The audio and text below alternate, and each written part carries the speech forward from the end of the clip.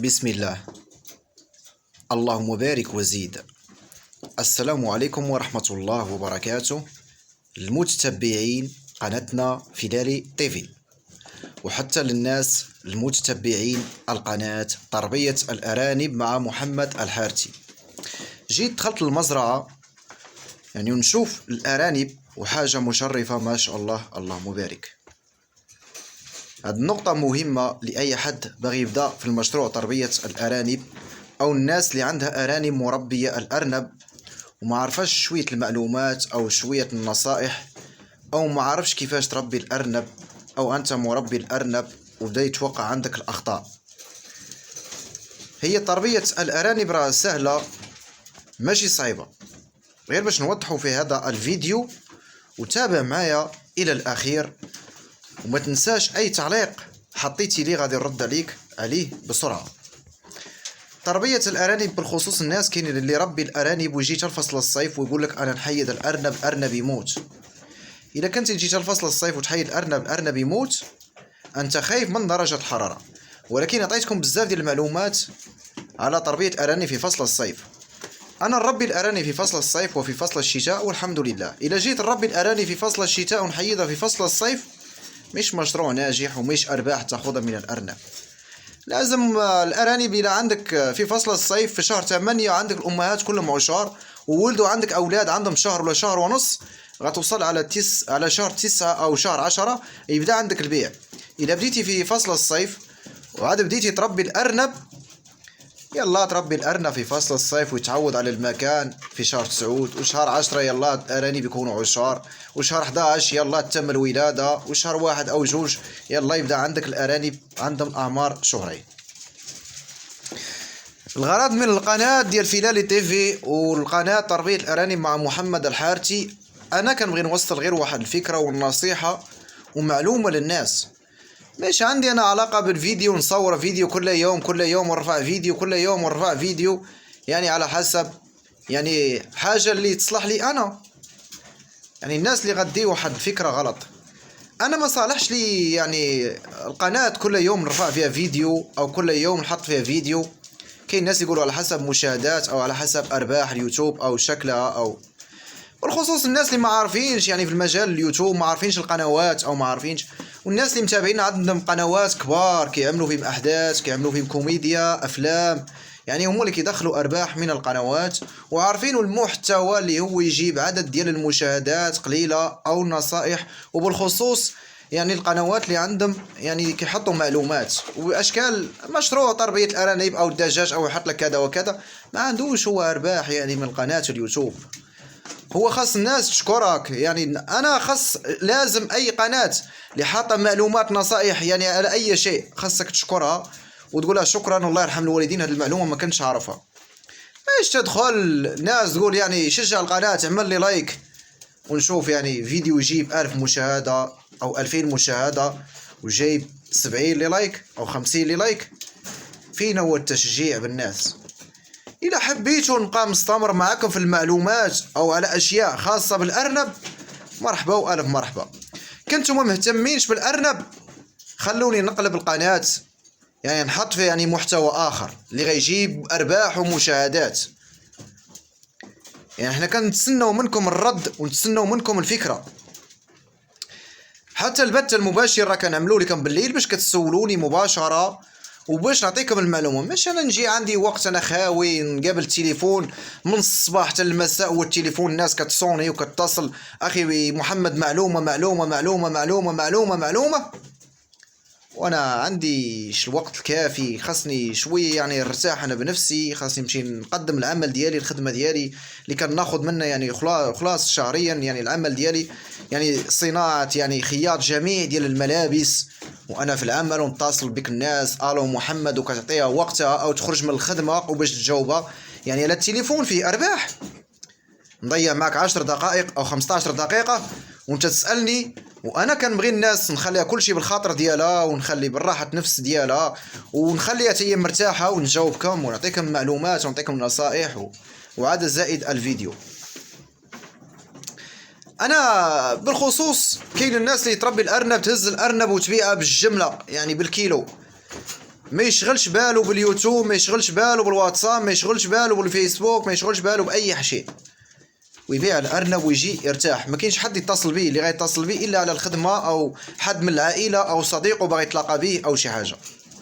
حنا عملنا لكم الهاتف يعني مباشره وفيديوهات مباشره. علاش الفيديو اللي يشوفوا الناس او تشاهدوا فين كنقول لك اسال على التعاليق، عمل غير لي لايك. لي لايك مش يعطيني فلوس، التعليق مش يعطيني فلوس، تشجيع شجعتي القناه مش هي غتعطيني ارباح كثيره.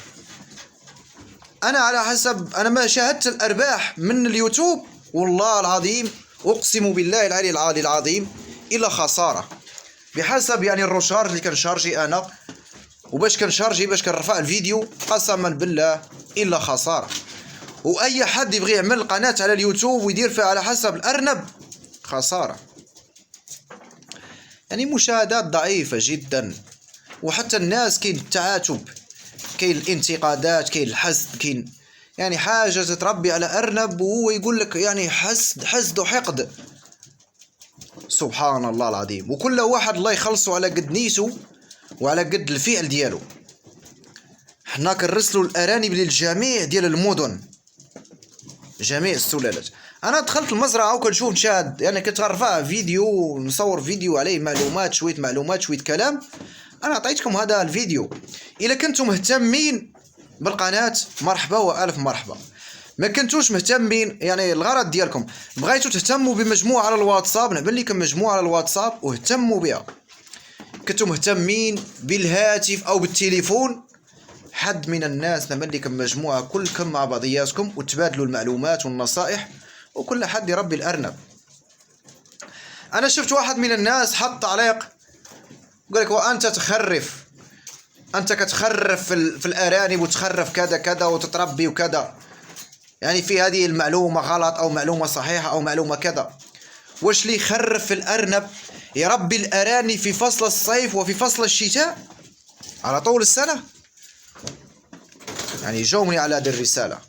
اللي يخرف واش يربي الارنب في فصل الصيف وفي فصل الشتاء؟ وعندنا ارنب ما شاء الله بسم الله ضارب 3 سنوات، 3 سنوات او 3 سنوات ونص ما شاء الله اللي ضارب عندنا ذكر دوتش زائد الابن ديالو. وهذا الامهات بلا ما نصور يعني الامهات اللي ضاربين سنين باش نعرفوا واش انت اللي كتخرف ولا انا اللي كنخرف. غادي تربي الارنب غير سنتين او سنه، نعطيك غير سنه. اذا تجاوزتي هذه المراحل ديال الامراض وفتره الامراض وقدم لنا قناه وحط لينا وشارك معنا الفيديو ورينا يعني كل يوم كل شهر. انا غتتابع القناه وتتابع الفيديوهات غتلقى كل يوم كنرفع فيديو، يعني شهر بالشهر، يعني كتلقى كل شهر 1 شهر 2 شهر 3 شهر 4 5 6 7 8 9. ما كان يعني ماشي كنمشي من القناه شهر هذا كنحط لك فيديو او شهرين يعني. والحمد لله الارانب كلها غاديه عندنا بنجاح وبالاستمرار. ربيت الارانب غير سنه او سنتين، اذا تجاوزتي المراحل جي خوض الاقفاص والارانب كلها. انا عرفته بنفسه وعرفته هو شكون هو مبتدئ ما عرفش مجال الارنب وما يربيش الارنب او مربي الارنب على الارض وعلى صناديق بلاستيكيه، يعني يدير بريك مدورو يعني بالحائط ودير فيه ثقب والتعفنات عنده في الارنب وما عندوش شكل الارنب ممتاز يعني. وتجيب التعاليق يعني كذا كذا كذا كذا. انا اللي عليا كل يوم نرفع فيديو فيه نصيحه مهمه للناس اللي متابعينا والناس اللي كيحبونا وكنحبوهم، نرفع نقدم لهم فيديو. كنتي مهتم بالقناه مرحبا بك والف مرحبا، ما كنتيش مهتم بالقناه الله ييسر لك يعني خرج منا يعني بسرعه. حيد لي لايك والاشتراك وسير الله يسهل لينا وليك. هنا في هذه النقطه كنتسنى التعاليق لكل الناس اش من فيديو بغيتو نقدموا لكم اللي تستافدوا منه المعلومه. الا ما كانش يعني شويه ديال المعلومات باغيين تستافدوا منهم غنولي ندخل عند الارنب وغنعمل كما كيعملوا القنوات كلهم، ما يسمكش الصوت، يعمل يعني فيديو كيعمل عليه شويه موسيقى او شويه كذا كذا. انا ما نعمل لا موسيقى لا كذا وكذا، ندخل عند الارنب ونصور لك يعني بلا كلام، يعني نصور لك فيديو بحال هكا يعني في هذه الدقيقه مثلا بحال هكا وندير لك فيديو طويل.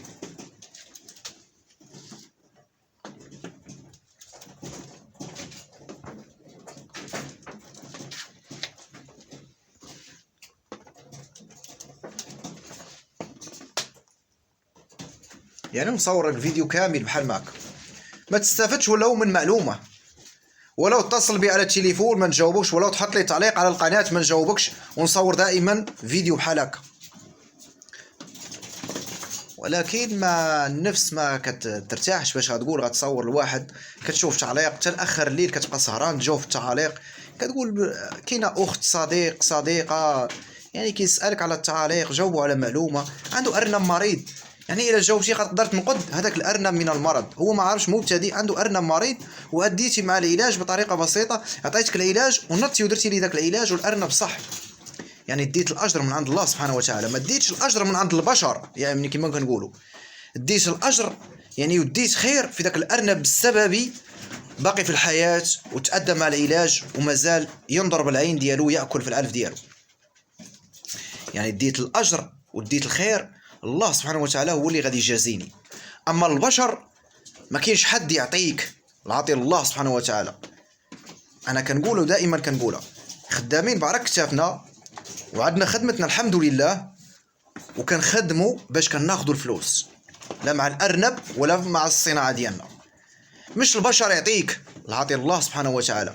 انت عطيتيني فلوس انا عطيتك ارنب، يعني عطيتك سلاله ممتازه، يعني حيت من مصاريف الاعلاف، حيت من الاشياء، بقات لي الارباح. يعني خدام مع الارنب ربيته ملي كان اللحم اللي كان صغير، مش تتصدق عليا ولا انا نصدق عليك. صدق على واحد مسكين في الشارع ما عندوش ما ياكل وما يشرب، جي يعطي امانه بينك وبينه، هذيك هي الصداقه لله في سبيل الله. وملي تصدق ما تقولش انا صدقت عطيت، خلي الصداقه ديزه، عطيها بالايد ديالك وسير ناس وانت مرتاح. يعني كما نقول في هذه النهايه ديال الفيديو، نتمنى للجميع ديال الناس الخير، والخير اللي كنعملو انا في الفيديوهات وكنزلهم على القناه ماشي حد يعطيني، كنكمل ونزيد في المسيره ان شاء الله، وانا في الاستمرار نقدم الفيديو وياخذ نصيحه، ولو تكون انت مزيان ولا ما مزيانش، عطيتي ديك النصيحه مع الارنب ديالك ديت الاجر من عند الله سبحانه وتعالى.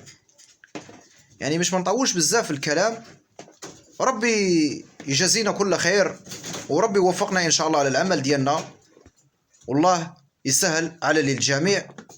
والسلام عليكم ورحمه الله وبركاته.